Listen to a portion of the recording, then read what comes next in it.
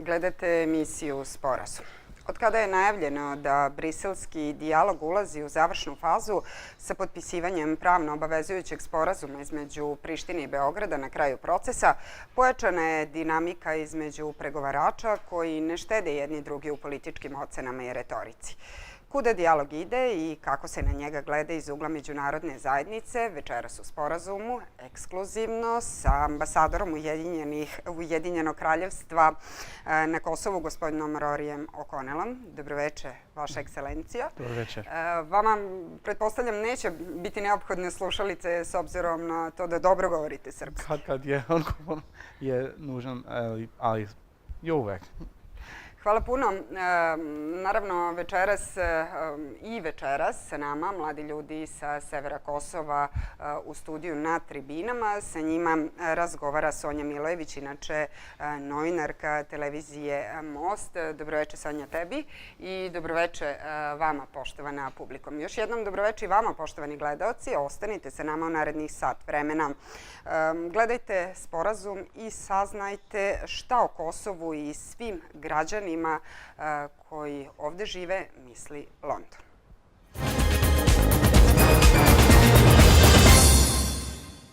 Misterija da li je briselski dijalog samo u krizi ili on i prekinut nakon oštrih poruka razmenjenih između zvaničnog Beograda i Prištine. U poslednje vreme, naravno, razrešena je pre nekoliko dana. Nova runda razgovora na visokom nivou najavljena je za kraj juna. Da podsjetimo, prošli susret, inače treći po redu između Tačija i Vučića, odigrao se 8. marta ove godine i to bez nekih važnijih pomaka. Ova poslednja 3-4 meseca, tokom kojih je i šef Kancelarije za Kosovo i Metohiju Marko Đurić uhapšen u Mitrovici, produbili su, čini nam se, krizu između Beograda i Prištine i nekako nas, kako mnogi smatraju, vratila unazad. Šta dalje, gospodine O'Connell? Kako vi vidite i šta očekujete od narednog susreta Tači-Vučić sa šeficom diplomatije, gospođom Mogherini? I think what we really need to see is the big picture. And the big picture is this.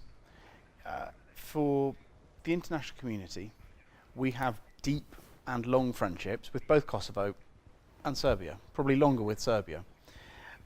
This year, Britain has celebrated, in the last 12 months, Britain has celebrated the 10th anniversary of our relationship with Kosovo and the 140th anniversary of our relationship with Serbia.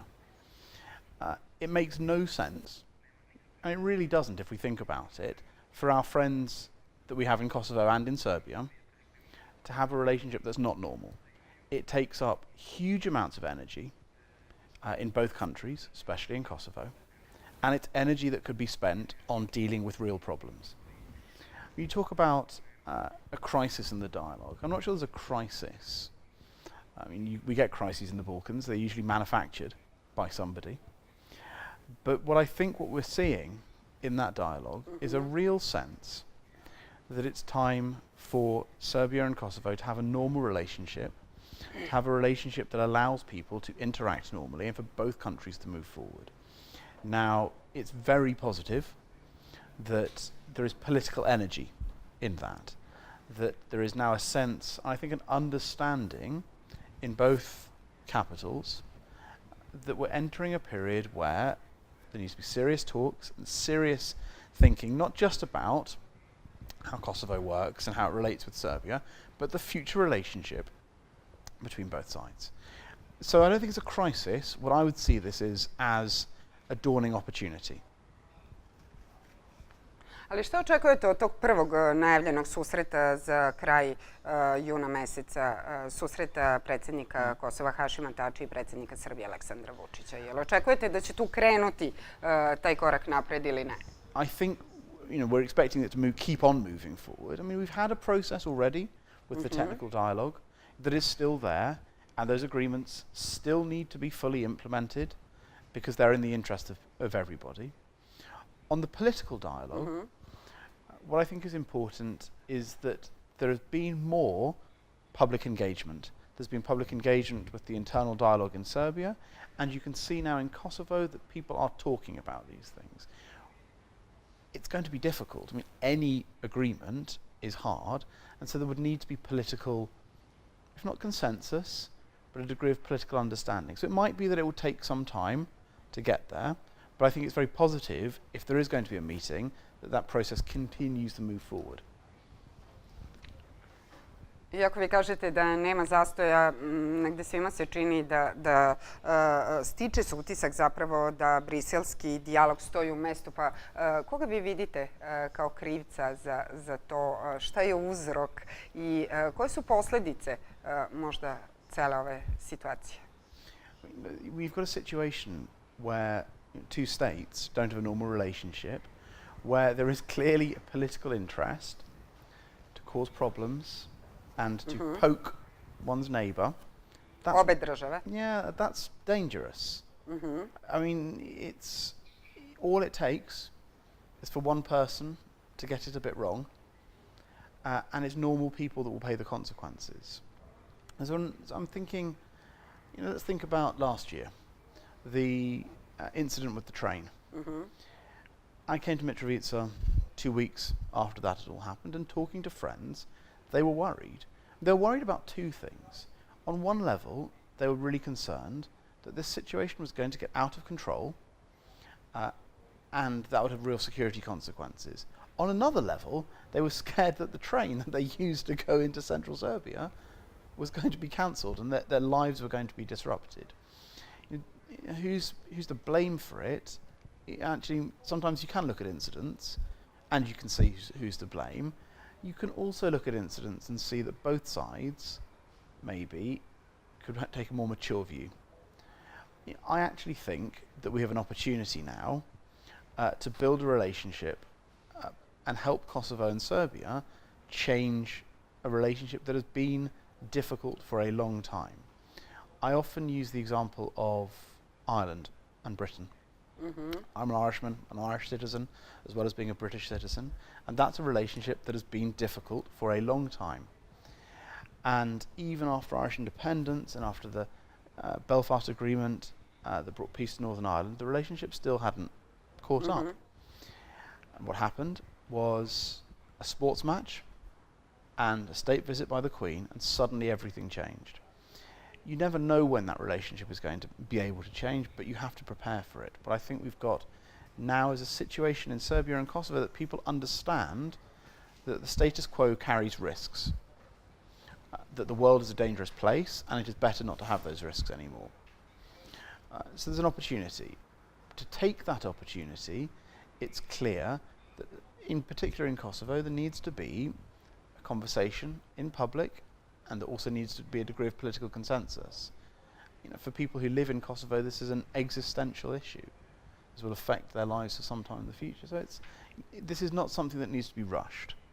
I think the sense, I think my understanding of the process and my strong recommendation is that there's no need to try and rush things in a way that raises tensions or causes people concerns. No one wants to do that.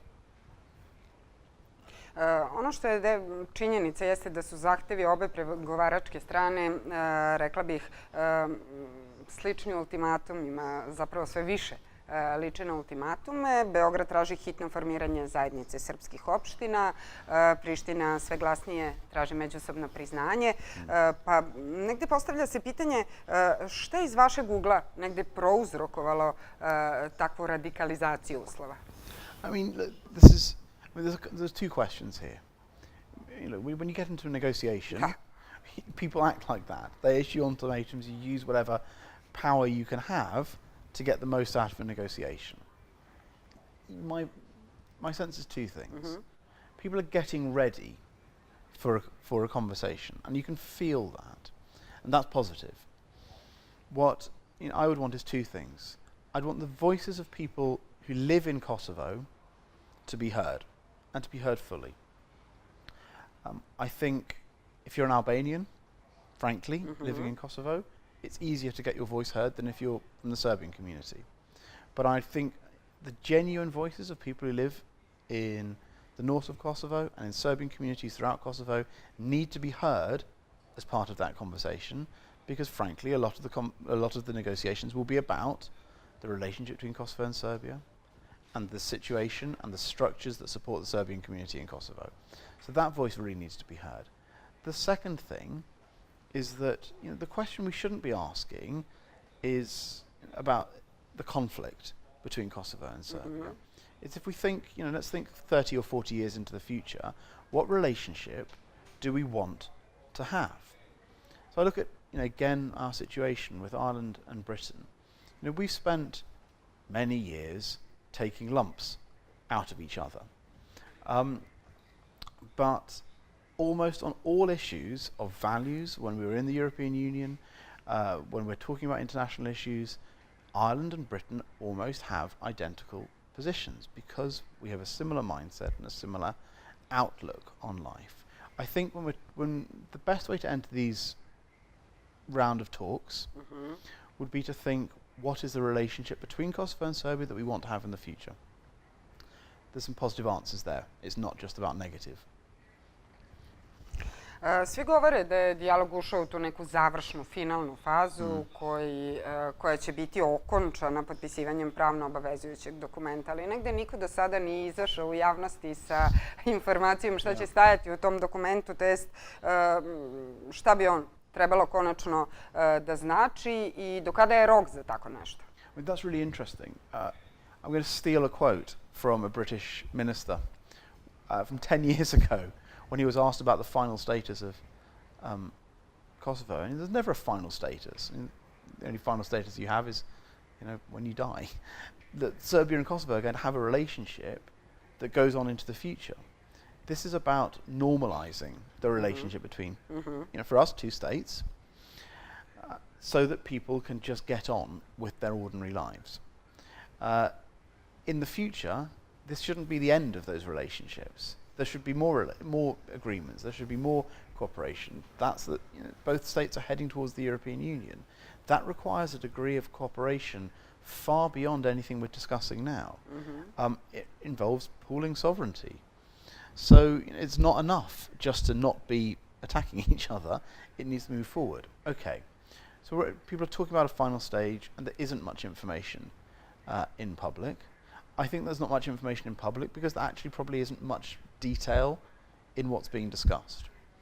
I think it's a positive thing that leaders in both Kosovo and Serbia recognise that a deal has to be done, that they recognise and are speaking publicly that there would need to be a degree of a spirit of compromise when they enter into that.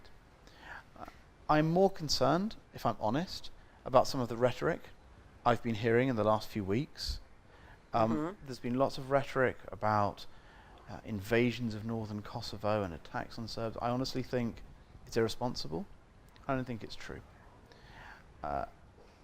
No one has an interest in conflict and instability in the Balkans. Absolutely not. Why would we have?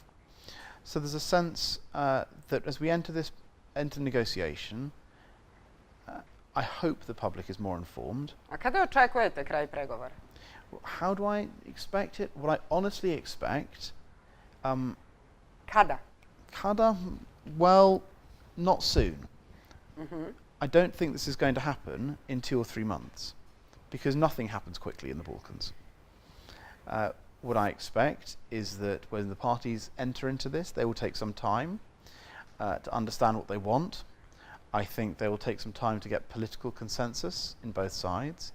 And I suspect there will be a degree of public conversation as well. I think this is months, not weeks, and I think it's a much longer process. It's clear that the European Union is running this. They've got our full confidence in how they do that. But I don't think people should expect suddenly a deal over the summer. I don't think that would be a sensible way forward anyway. Vrlo često se može čuti s obje strane da Evropska komisija negde favorizuje onu drugu stranu, pa kakav je vaš komentar na to i kako ocenjujete tim Federike Mogherini u celoj ovoj priči? Da li su dobili prelaznu ocenu? Možete li vi to da komentarišete? That's what you do in a negotiation. You say that the negotiator's favouring the other side. I mean, everyone does it, unfortunately. I mean, I actually think what the European Union wants is fairly clear.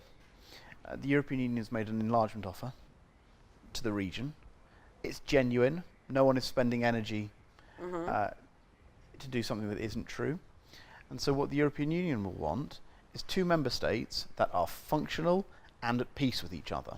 Because if the European Union is going to accept Serbia and Kosovo, that's what it needs. And if we think about interests rather than sort of favourites, then we'll understand how they're acting. They need Serbia and Kosovo to function and to get on with each other.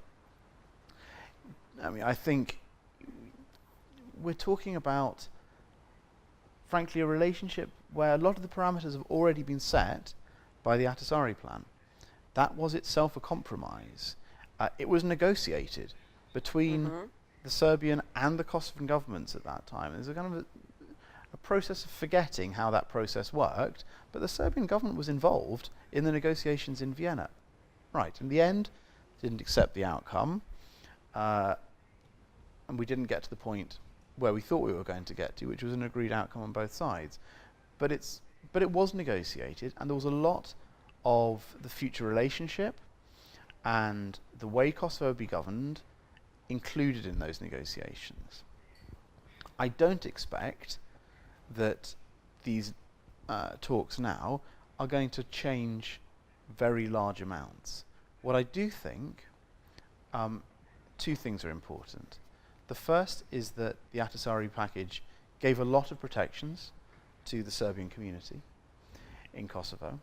What I think, and I've always thought, is that it's important that what's written in paper is implemented.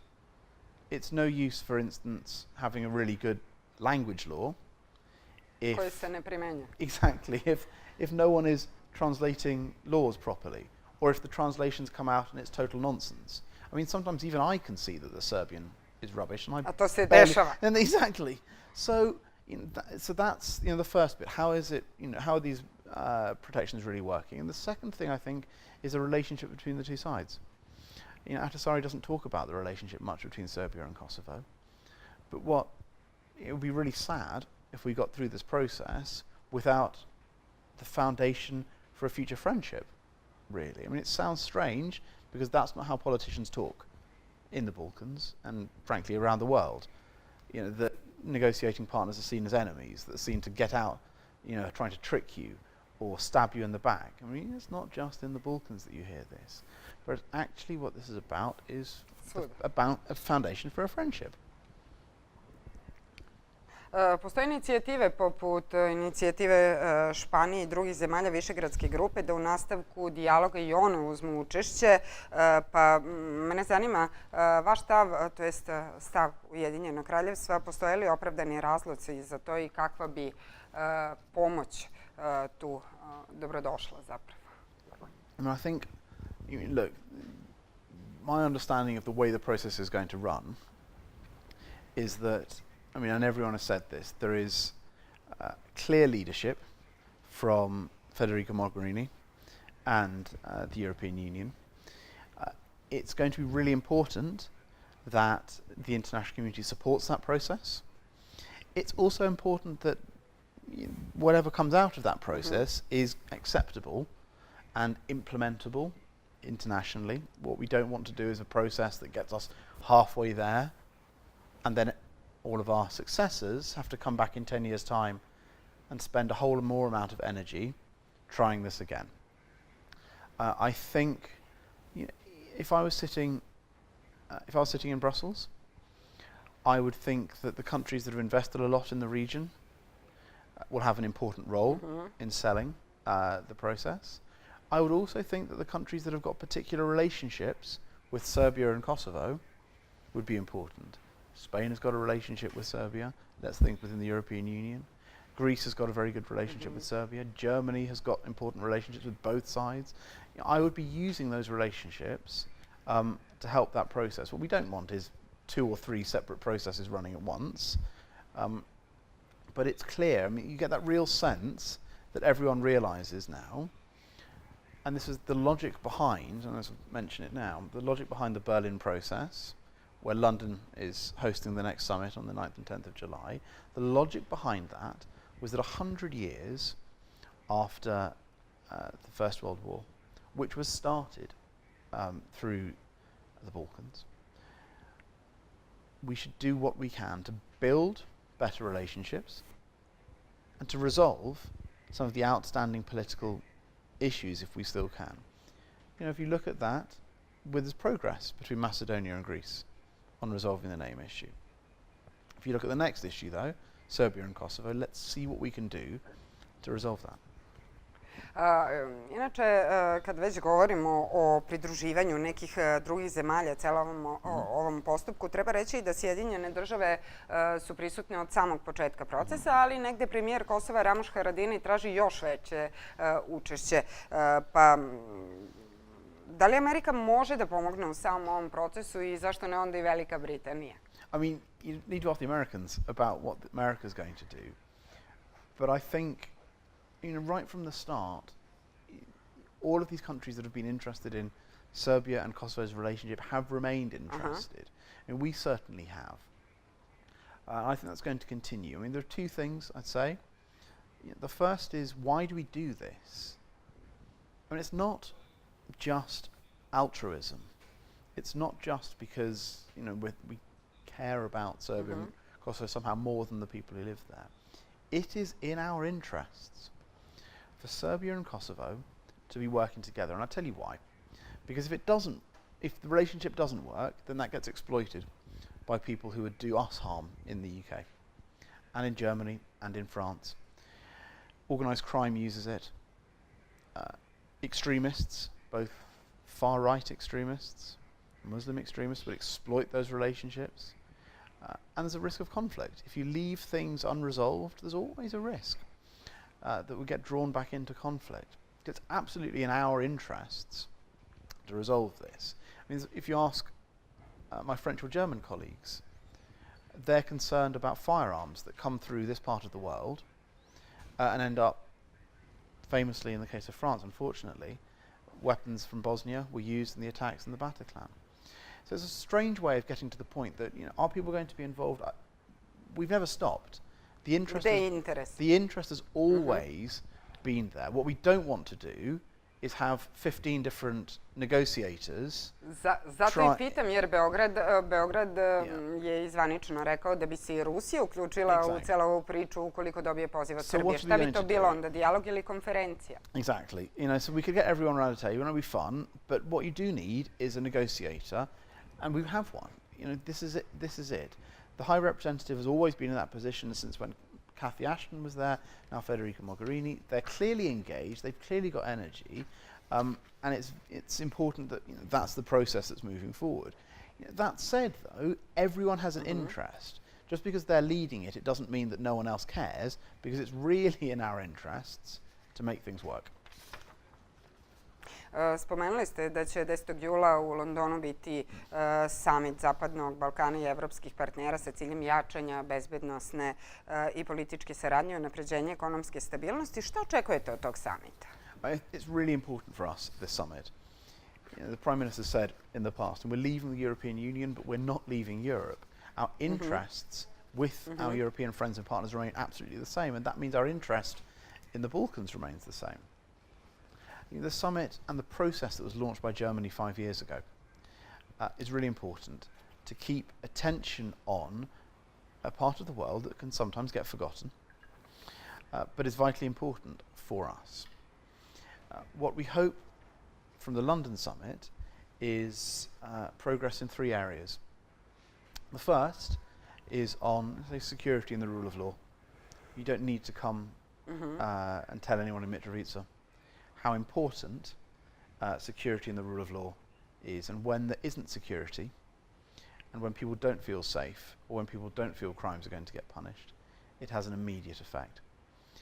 So what we're hoping from the summit in that area is concrete progress on cooperation between police forces against organised crime, for countries to come with concrete pledges against corruption, which is a problem everywhere, and some other initiatives potentially against small arms and light weapons. So the second area is on the economy, where we want to do what we can to move things forward, in particular to give young people economic opportunities. Kosovo is the youngest country in Europe. There is an extraordinary amount of energy amongst young people. I've worked with entrepreneurs across Kosovo. We've supported entrepreneurs across Kosovo, and we want through the summit to build on that, and in particular in the digital economy, which could give a real opportunity. And the third area is on some of the legacy of conflict. And unfortunately, the conflicts in the Balkans still leave open wounds. They will not be healed by ignoring them. But if we can help bring closure, if we can help move forward, if we can help agree that we will treat war crimes and that the countries of the region will deal with war crimes separately and seriously, if we can help families of missing persons find out what happened to their loved ones and get some kind of closure, then it'll be easier to deal with all the other political issues that are still outstanding. Postoje inicijative da se promeni format ne samo briselskog dijaloga, već i sednice Saveta bezbednosti Ujedinjenih nacija, odnosno da se završi mandat UNMIK-a, da se prorade, ukinu ili zatvore za javnost te sednice, da se prorade izveštaj generalnog sekretara Ujedinjenih nacija, da se preispita važenje rezolucije 1244, pa me zanima kakav je zvaničan stav Londona u vezi toga. 1244, it's already Između ostalog. Amongst other things, it's already, doesn't make any sense. It talks about the Federal Republic of Yugoslavia most of the time. The Federal Republic of Yugoslavia doesn't exist anymore. So we have already a resolution that doesn't interact terribly well with the real world. That resolution foresaw a status process under the auspices of the Secretary General, which happened. UNISEC and under President Ahtisaari happened. So that's, it's still there, but frankly, I think it's actually been implemented, that resolution. The UN has got a long and important role with Kosovo, and frankly, Kosovo wants to join the United Nations, and we would welcome them in. That's a sensible resolution to all of this. But on the other hand, we need to recognise the role that the UN has had and the role that UNMIK has had in bringing peace to Kosovo. Frankly, that mission should be shouted from the rooftops as a great success, to come in and in that period of time build institutions that were representative and allowed people access to justice. That's a huge achievement. There's a question we can ask ourselves, is given everything else that's happening in the world, horrendous scenes every day from Syria, Iraq, Yemen, does the Security Council really need to spend hours talking about what's happening in Kosovo every 4 months? I'm an Irishman as much as I'm a Brit. I have family in Northern Ireland. I know what tensions look like, but I'm glad that we don't discuss all tensions in every country around the world. Does it help the communities here to be talking about that every 4 months, every 3 months, in fact, in New York? I'm not sure that it really does. Misija UNMIK-a na Kosovu odavno je svedena samo na monitoring, a prestala je izvršna funkcija EULEX-a u oblasti vladavine prava, koji će imati samo od sada savjetodavnu ulogu. Kako komentarišete rezultate, dosadašnje rezultate misije EULEX-a i da li su negde oni zaslužili pozitivnu ocenu? EULEX, there's a sense you get from talking to people from EULEX that it's done nothing, and I think actually EULEX has been a success. In its terms, EULEX has been a great success. They have indicted people and they've got convictions, and lots of convictions, including for very, very serious crimes. They've worked with the police force, which is a professional force and well trained, but Kosovo has got some... Ali.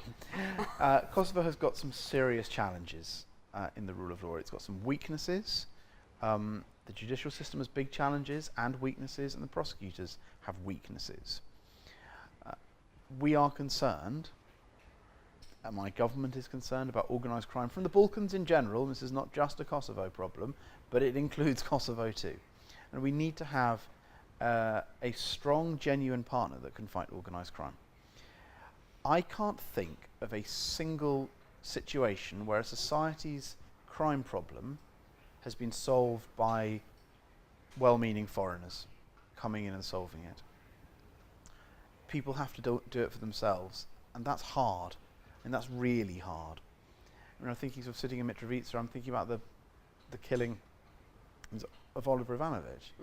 I knew Oliver for 10 years, and that was a horrible shock. And it must have been just horrendous for his family.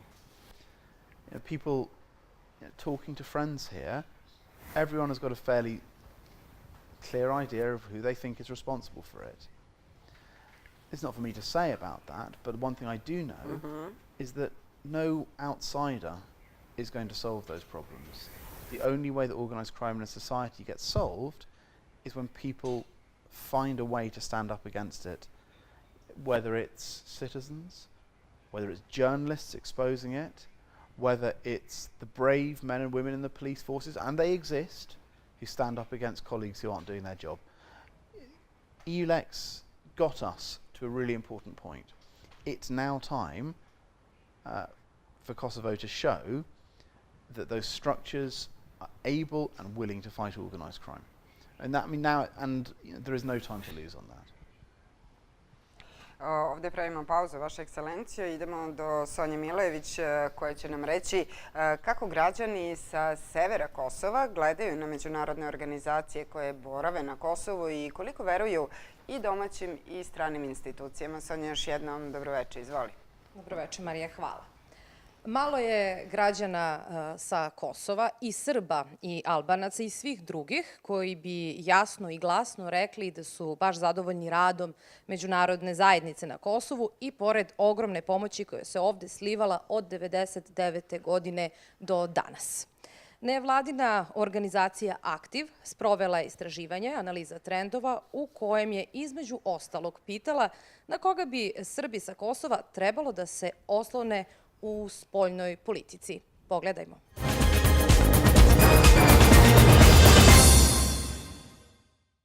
Dve trećine ispitanika je izjavilo da bi trebalo da se oslone na Rusiju, samo 5% na Evropsku uniju, nešto manje Amerika, dok je svaki četvrti odgovorio ni na koga.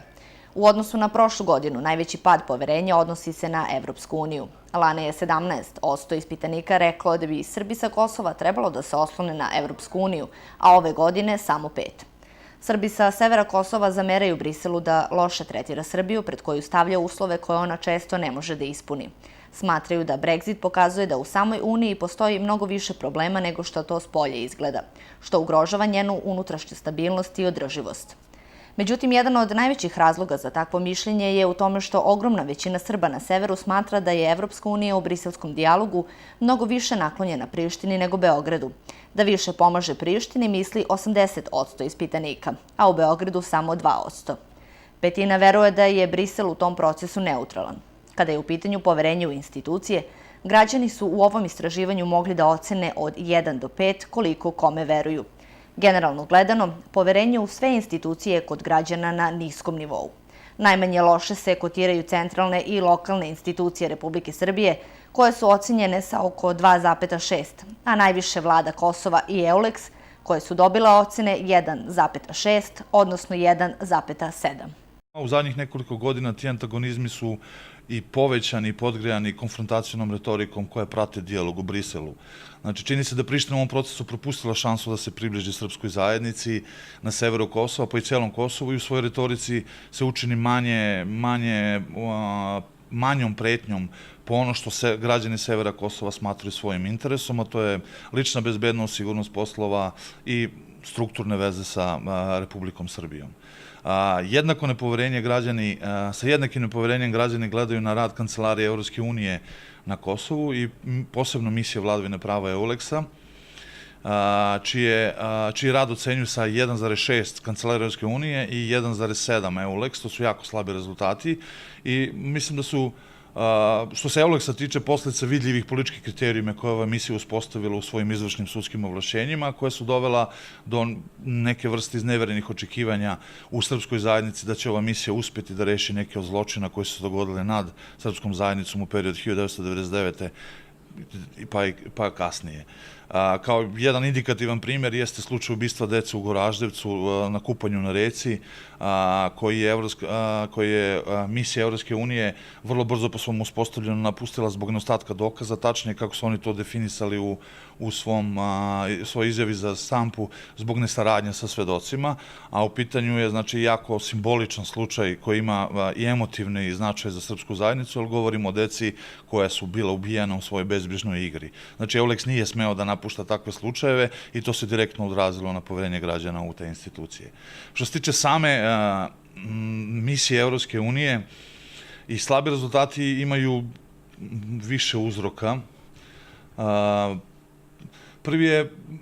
Prvi je percepcija Evropske unije kao instance koja je naklonjena Prištini i njenim interesima.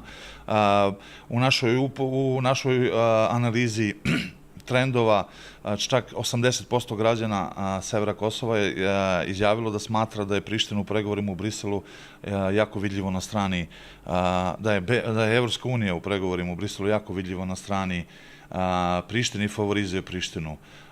To u neku ruku ukazuje na opet iznevereno poverenje u Evropsku uniju, za koje se smatralo da će posle prenosa nadležnosti UMNIK-a na privremene institucije zauzeti tu ulogu nepristrasnog posrednika između Srba i Albanaca, koja je Srbima bila jako potrebna. Međutim, Evropska unija izgleda, mislim jasno da Evropska unija nije imala nameru da preuzima takav teret, niti je zamrznuti konflikt kao krajnji domet UMNIK-ovog angažovanja na severu bio u interesu Evropske unije. Bez obzira na to što je 5 članica Evropske unije nije priznalo nezavisnost Kosova, u poziciji Evropske unije prema Kosovu presudni uticaj imaju takozvane aktivne diplomatije, a to su zemlje koje su priznale nezavisnost, Nemačka, Francuska i Velika Britanija, pa i takav dominantni stav Evropske unije nije iznenađujući. Druga stvar koja utiče na nisko poverenje u Evropsku uniju je jedna vrsta fenomena, a to je da je sever Kosova trenutno jedini region na zapadu Balkana, gde prospekt, to je mogućnost članstva u Evropsku uniju, ne igra presudnu ulogu u definisanju lokalnih političkih ideja, vrednosti i tako dalje. Tačnije, da je priključivanje Evropskoj unije nije vrednostna smernica za društvene promene. Znači, nije u pitanju da građani severa Kosova ne razumeju i ne priznaju vrednosti na kojima počeva Evropska unija, niti da ne vide jasno šta bi bili koristi članstva u jednoj takvoj moćnoj ekonomskoj zajednici, već građani smatraju, a to im je više puta eksplicitno rečeno od strane zvaničnika Evropske unije, da se članstvo može ostvariti samo kroz integraciju u kosovsko društvo. A emotivno građani severa Kosova još nisu spremni za takav kompromis.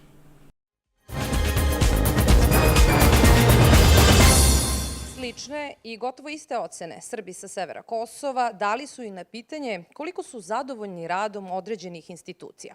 Na skali od 1 do 5 najviše ocene između 2,5 i 2,6 dobile su institucije Republike Srbije. Nešto malo manje novoformirane opštine na severu Kosova, 2,4, za kojima sledi KFOR i UMNIK sa ocenama 2,4 i 2,2. Građani su najviše nezadovoljni radom vlade Kosova i EULEX-om, koji je ocenjen sa 1,7. A sada jedno pitanje za vas ovde u publici. Da li ste zadovoljni radom EULEX-a, kome je ovih dana prestala izvršna funkcija na Kosovu? Imate kartone, zelene i crvene. Ja vas molim da pristupite glasanju. Marija? 25, je li tako? Da, ovdje ima 10 crvenih kartona. I ovde 14, 10, 24, 11 crvenih kartona. 25. Ovde su svi negativni. Ja bih zamolila nekog da mi prokomentariše zašto tako misli. Pa, pre svega smatram da je EULEX bio više pristrasan nego neutralan, što se najbolje videlo u slučaju Olivera Ivanovića kada je bio osuđen na 9 godina zatvora bez ikakvih dokaza. Također smatram da se organizaciji za koju je dokazano da je u njoj bilo korupcije ne može verovati. Hvala. Eto, Marija, čuli smo šta ovde mladi misle. Hvala, Sonja. Tebi hvala i dami iz publike koja je i obrazložila svoj stav. Gospodine O'Connell, kako vi komentarišete ovo? It's fairly clear. I mean, it was red cards everywhere. I mean, look, no one cheers on the police anywhere for doing their job. People notice when it doesn't happen, and when it does, they just sort of accept that that's the normal run of things. I think EULEX have had a very, very difficult job here, and I think their mission was vital. When they came in 2008, the Kosovo structures were very young. They were still developing. They now exist. What needs to happen now is that people take responsibility for their roles and for the rule of law. It's really interesting, that sense of what people want from EULEX, and there's a sense of being, whether they're partial or whether they're going after one side. I honestly, my strong sense is that working with EULEX people is that the people who came in from outside were police officers and lawyers. Half of them didn't really understand any of the politics of the region. They just wanted to put bad guys in jail. They didn't care if they were Serbian bad guys or Albanian bad guys. They just want to put bad guys in jail. That's what gets them out of bed in the morning. Do I think that they were sort of biased against one side or another? No, not in any way. I honestly don't. Because, frankly speaking, no one cares. I mean, they come from Belgium or Ireland or Britain, and they don't come to the Balkans because they care about one side or the other. They just come because someone's paying them to put bad guys in jail, and that's what they want to do. They're police officers. But there's a real issue here, which is, if we're talking about crimes, and I've seen it at home and I've seen it here, people have a tendency to see what's been done to your side and not what's happened to the other side. There's one issue. So there were many people during the conflict who were victims of sexual violence in Kosovo. It was horrendous time in the wars, and we'd seen it in Bosnia and we saw it here. It is a fact that the majority of them were Albanians, not all, because we know that there were Serbian victims of crimes of sexual violence during the war. We absolutely know that. Many Roma and Ashkali as well. And we know that it was many people who were committing these. We know, unfortunately, that it was used as a state policy during that Milosevic regime as a weapon of terror. But we also know that people were attacked in revenge attacks and as part of terrorizing Serbian and Roma populations. We know all of this happened, okay? A horrendous time. Our view, very, very strongly, is that all victims should be supported and all those who are guilty should be tried and punished severely. When you talk about this issue, though, it takes on a political tone, always. It's the sense, if you're talking to Albanians, that this was just Serbs who are guilty, just Albanians who are victims. That's not true, even though it is true that the majority of victims were Albanians, and the quite big majority. When there was an installation in the centre of Pristina 3 years ago to commemorate the victims. It didn't have a political connotation, it was just to commemorate the victims. It was all about the victims. It was carried on media across the world. Australia, Chile, I remember, in South America, US, UK, of course in the region, except not on Serbian channels. So it was on RTK1 and on RTK3, but RTK2 just didn't mention it. Which is a bit strange for an event that was being carried by global news, but the Serbian channels just didn't want to talk about it. And so, when we're talking, I think it's a really interesting point. When we're going to have to talk more in this part of the world about what happened in the past, because we know if you don't talk about the past, it gets repeated. But there is a tendency, and it's human nature, and I totally understand it, to see what happened to one's own community and totally ignore what happened to the other community. And I think that's the next big challenge, and especially if we look at justice for crimes that happened in the war, and especially when Kosovo takes on responsibility from EULEX, that's what we're going to have to be very sensitive about, talking and listening to each other. That's going to be really hard. Ali kada već govorimo o Euleksu, kakav je vaš stav? Da li bi negde srpska zajednica, odnosno pripadnici srpske zajednice na Kosovu trebalo da budu zabrinuti zbog, za svoju bezbednost naravno, zbog prestanka izvršne uloge Euleksa i negde prenosa svih nadležnosti na kosovsku policiju, carinu, pravosuđe? Kako vi to vidite? I mean, no, it shouldn't be in any way worried. Look at the Kosovo police.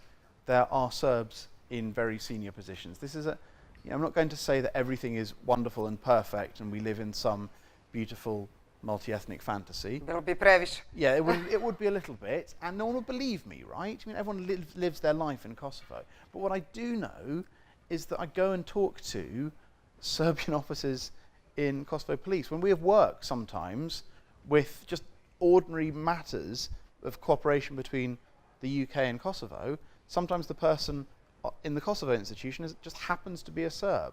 That's totally normal. And that has changed in 10 years. These are institutions that are reasonably good. Da li se mnogi slučajevi nisu ni dotakli, a kamoli rešili? This is true. Look, one, that happens unfortunately everywhere. Things don't get resolved. It's not okay. And Kosovo has got a problem. I mean, let's just accept it. Kosovo's got a problem with serious crimes and organised crimes, and it's got a problem of, let's say, high-profile individuals not going to jail when they've been found guilty. That's bad. Do I think, but you asked, should Serbs be worried about this? Actually, I think this is the opportunity. If I was a Serbian MP sitting in the Kosovo Assembly, this is the opportunity where I'd say, I want to demand that these institutions do their job now. EULEX is no longer an excuse for anyone to use to say, well, it wasn't my responsibility, it was the foreigners who should have done that. I'd be going in and saying, I demand that the clear-up rate for crimes against Kosovo Serbs is the same as Kosovo Albanians. Now, we don't really know what's happening, actually. That's the data I'd want to see, and no one's ever shown it to me. Are Serbs more likely to be victims of crimes than Albanians, or Roma, or Turks living in Kosovo? If the answer is yes, then that's a problem. And the second question... Ali evo imamo u poslednjih mjesec dana porast nasilja nad Srbima i njihovom imovinom na Kosovu. I kako vi to vidite? Da li je to reč o međuetničkom nasilju ili seriji spontanih događaja? Ili da li verujete ili ne verujete da će kosovske institucije negde ovaj put pronaći krivca i procesuirati? Look, again, come from Northern Ireland, I understand what interethnic clashes look like. Ali smo na Kosovu. Yeah, and we are. And interethnic clashes look like people throwing bricks at each other and burning each other's houses down. Okay, I understand that. We've all seen it in Kosovo and in the Balkans. We know what it looks like. Do I think? All right, let's just say you are a Serbian citizen of Kosovo living in a little village in rural area of Kosovo. Are you going to feel more insecure? Probably.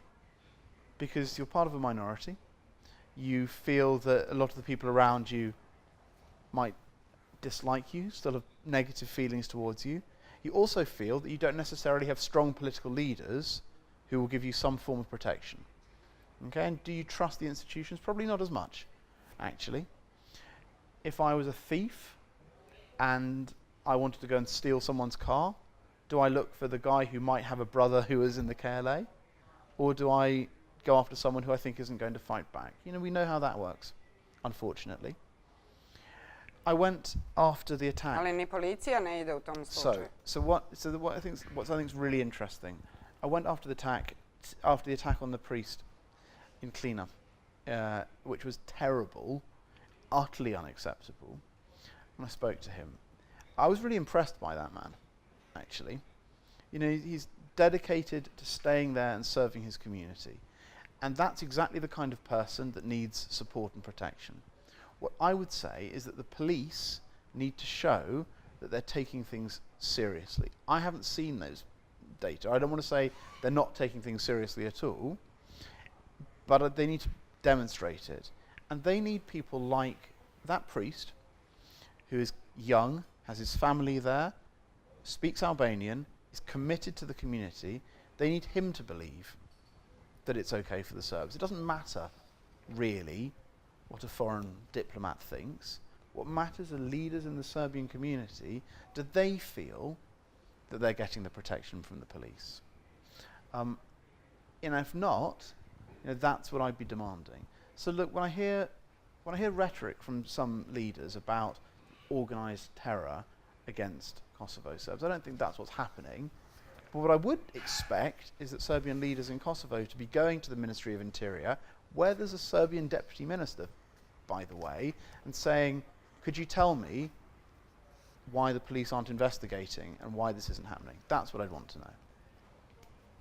A Srpska lista, koja inače je izrazila i nezadovoljstvo zbog čega međunarodna zajednica nije snažnije osudila posljednje napade na Srbe i njihovu imovinu, je zatražila i hitne konsultacije sa predsjednikom Srbije Aleksandrom Vučićem. Uputila je predstavnicima Kvinte protest i zbog proglašavanja, kako se navodi, carinske unije između Kosova i Albanije, jer je na granici ukinut roaming i kontrola putnika. Koliko ovo sve iritira susede negde i podgreva negde strahove o velikoj Albaniji, koje neretko možemo čuti? Greater Serbia was a really, really bad idea. We all saw how badly that ended. Greater Albania would be a really, really bad idea, and it would end in the same way. Look, I'm sure there are people who wake up in the morning and think, how can I reclaim my ethnic territories back? Yeah, I mean, they're the kind of people you'd avoid when you go out for a drink, because most people, when they wake up in the morning, just want to work out, okay, I need to get to work, I hope this job's going to be okay, can I get a promotion, what are my kids doing at school, where are we going on holiday this year? I mean, normal people think about normal things. The borders in this part of the world grew out of a number of conflicts over the last 100 years. Borders tend to change only with conflicts and with fighting. I would love to say that things can be negotiated easily and gently, but they tend not to be, and history shows us that. And I think, everyone can put together a Greater Albania, you could put together a Greater Bosnia if you wanted to. I mean, this is the legacy of the Ottoman Empire, so that people are all moved around and in different places, but all of them are terrible ideas. The positive thing, and you asked what the danger of it is that most people realise that these promises of greater whichever country it is are crazy, because they're only solved with conflict and fighting. And whilst you can convince yourself and your followers that it's okay, actually it won't be. And the one thing I feel positive about is talking to people, Kosovo and wider, most people realise that it's a nonsense. Moramo da ubrzamo ovaj naš razgovor. Imamo dosta tema koje nismo dotakli. Posle EULEX-a na Kosovu u izvršnoj funkciji ostaje samo KFOR. I pitanje je da li najava negde transformacije bezbednosnih u oružane snage Kosova utiče na to da se stiču uslovi da i KFOR napusti Kosovo i kakve bi to imalo implikacije u čitavom regionu? I mean, no one's talking about KFOR leaving at all.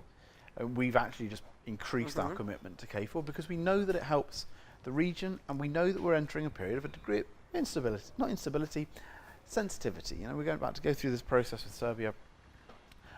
It is good that people feel that KFOR is there and supporting and watching. It's a very, very positive thing that this NATO mission, which has been engaged with Kosovo for nearly 20 years, has the most positive reviews of any institution. There's no sense of it leaving. In terms of the transformation, I'd say two things. NATO has been fairly clear that this should happen through a constitutional change. Whatever happens, there needs to be consultation with the Kosovo Serbs, and there needs to be a degree of inclusivity. But, well, I don't know what it's possible or not. Well, I think what's important is that let's look at this force. Okay, I'm not its spokesperson. I'm not paid enough to be its spokesperson or to do marketing for it, but I mean, honestly, the thing they fall over themselves to try and recruit people from different communities. They've got Serbs joining it now. They're going to have this is what I found really fascinating. Serb officers commanding Albanians. Okay, when I spoke to the commanding general, I said, would you have believed 20 years ago that you'd be commanding a force that included 100 Serbs? And one of his officers said, if I'd told him that, he'd have shot me. Look, so much has changed in 20 years that this is an organisation that doesn't cause problems. I mean, I can't think of any incidents that it's had. It's really trying. What I would say is that NATO has been really clear that any transformation needs to be done in a way that adds to stability, that should be done through a constitutional route, that people should have confidence in the future. What worries me is when it's presented as something that is part of a package of threats to anybody. I do not see that force as having ever caused a problem, and I don't see sort of precipitous creation of an army and suddenly KFOR leaving. I mean, that's not anything that anyone is talking about. I was with the commander of the force last week in Budapest, where the Kosovo security forces just built a road to the Serbian monastery there, so they can have access in the winter. This is they're trying. I'm not saying it's perfect, but I don't think this is any reason to be concerned. If I was anyone in Kosovo, I would be worrying about organised crime. I wouldn't be worrying about security forces. Dobro, vi ste mi ujedno sada i dali odgovor zapravo koliko je Kosovo danas bezbedno i da li, eto, to bi mogla samo kratko, ako nije problem, pošto daćemo i publici priliku da vam postavi pitanje. Koliko su mogući oružani sukobi većih razmera na ovim prostorima iz vašeg ugla gledišta? I mean, if you talk about sort of security in general, you just talk to people, and people know. People are not fools. People know what makes them feel insecure, and people know what doesn't. Do I think people are scared of the other side? No. I honestly don't think Serbs are scared of Albanians, and I don't think Albanians are scared of Serbs. I think people are a bit scared of what the other side's leaders might do, and especially when change is happening. And I think people are really scared about organised crime. And I think that's the thing that worries people. They're scared about the influence of organised crime. They're scared about when they see the police not reacting to organised criminals. That worries them. It worries us as well, actually, because it affects us too. So, if it's kind of this wonderful thing of being a diplomat and saying the thing that everyone wants. What would make everyone's lives better in Kosovo is if the police stood up and took on and took out organised crime. That is what would make a difference. Idemo opet do Sonje. Hvala vam puno na odgovoru. Idemo opet do Sonje. Dajemo šansu publici da postavi pitanje. Izvoli Sonja. Dakle, Marija, hvala. Pratite Sporazum. Gost emisije ambasador Ujedinjenog Kraljevstva u Prištini Ruairí O'Connell. Da čujemo da li neko iz publike ima pitanje za naše gosta. Dobro večer. Imam dva pitanja za gospodina ambasadora. Koji je stav Velike Britanije o formiranju vojske Kosova i drugo pitanje, koja je uopšte vojna pretnja po bezbednost Kosova, pa je potrebna ta preskupa vojska? Hvala. Hvala momku iz publike na pitanju. Čuli smo, Marija. Izvolite. For the army, very much, whatever we're doing with NATO. And we always do everything with NATO. And NATO's been very clear that Kosovo should do this through the constitutional route. My question for you, a little bit, would be this. Okay, we're sort of talking about these sort of big issues about whether it's done constitutionally or not. Do you feel, the Kosovo Security Force exists, and it's existed for 10 years. Do you feel threatened by it?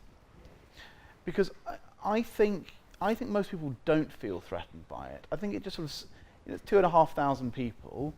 It just kind of sits there, a little bit of like a gendarmerie, and a lot of work on civil protection. I remember when there was a sort of tragic incident, again, of people drowning in the river. This must have been 3 or 4 years ago. And the force deployed to come and help that search and rescue operation. And I remember that they took off all their insignia, the signs, eagles, all the like, just to come and help. I think sometimes reconciliation happens in the strangest places. I think we've seen missing persons associations of Serbs and Albanians. That should be the hardest place for people to talk to each other, but they get on really well. And I've spoken to Serbs in the Kosovo Security Force who, they're not shy, you know, they are proudly Serbian, but they're happy as well to serve in that force alongside other people. No one wants to do anything, and no one will do anything that will create instability or make people feel threatened. But I actually don't think people do feel threatened. Ili imamo vremena za odgovor? To je još jedno pitanje, je li tako? Izvolite. Više odgovor na pitanje. Ali to je više moralna stvar, jer ne verujem da bi jedna porodica na Kosovu uopšte žela da njeno dete bude deportovano u Afganistanu, Somaliju, u nekoj drugoj državi da služi NATO paktu, nego bi želeo da ostane na Kosovu. I mean, that's really interesting. I mean, when you talk to them, they want to be measured against, you know, when you talk to the young officers in the KSF, they want to be considered like other armed forces. They don't, you know, no one talks about northern Kosovo. I mean, genuinely no one talks about northern Kosovo. They talk about going on peacekeeping missions. They talk about professionalization. Serbs and Albanians all talk about this. I honestly want to see a future when NATO isn't in the Balkans, because the Balkans is working perfectly well and exporting security elsewhere. That is a much more positive future for all of us.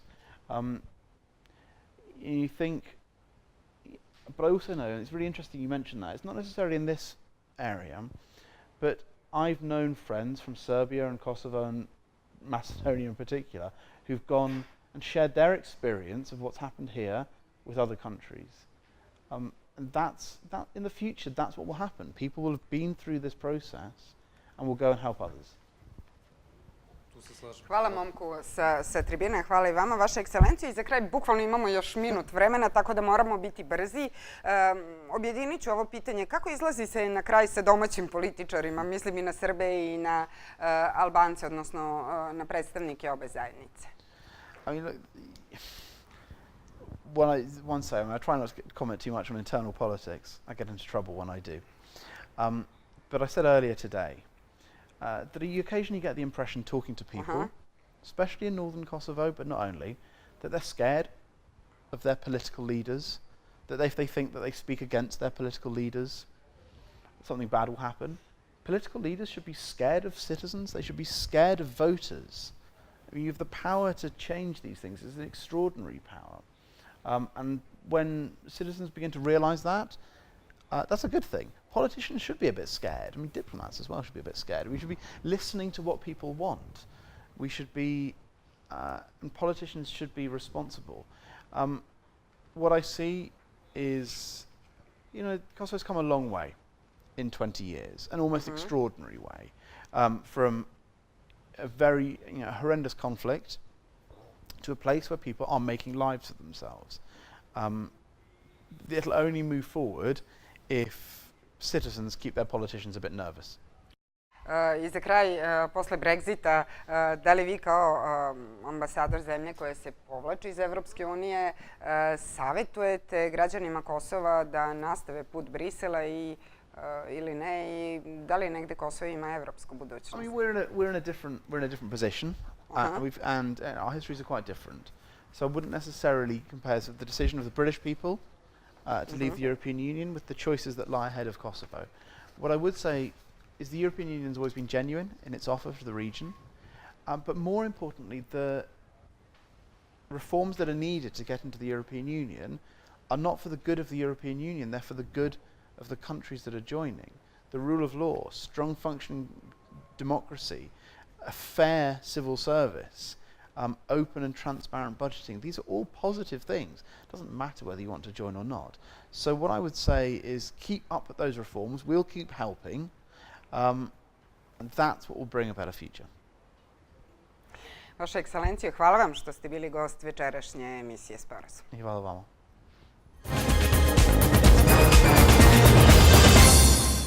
Još Još jedan sporazum je iza nas. Vidimo se ponovo za 2 nedelje. Ako ste se kasnije uključili u program, ovu emisiju, kao i ostale, možete pronaći na YouTube-u i društvenim mrežama. Javite nam kako vam se dopala i šta nam predlažete za sledeće. Tu smo zbog vas. Hvala na pažnji. Prijetan ostatak dana.